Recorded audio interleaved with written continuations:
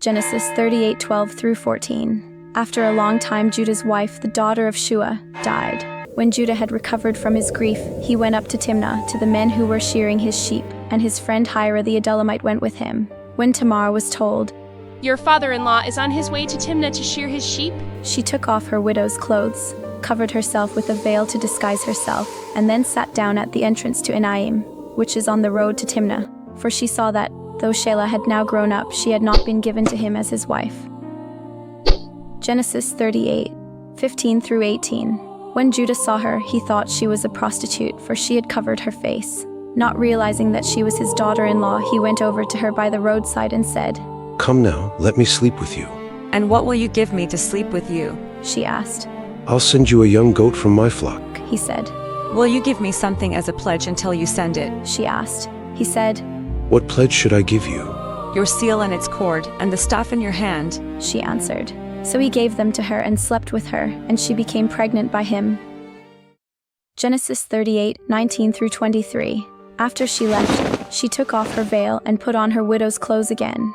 Meanwhile, Judah sent the young goat by his friend the Adullamite in order to get his pledge back from the woman, but he did not find her. He asked the men who lived there, "Where is the shrine prostitute who was beside the road at Enaim?" There hasn't been any shrine prostitute here. they said. So he went back to Judah and said, "I didn't find her. Besides, the men who lived there said, there hasn't been any shrine prostitute here." Then Judah said, "Let her keep what she has, or we will become a laughingstock. After all, I did send her this young goat, but you didn't find her."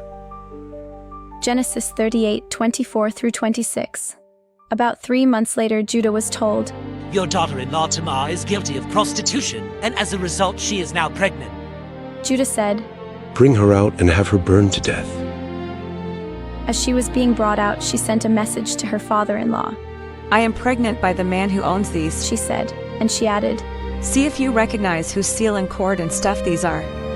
Judah recognized them and said, "She is more righteous than I, since I wouldn't give her to my son Shelah." and he did not sleep with her again.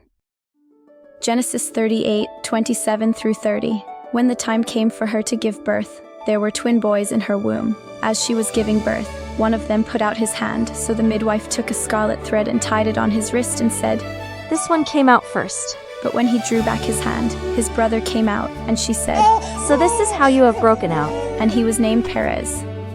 Then his brother, who had the scarlet thread on his wrist, came out, and he was named Zerah.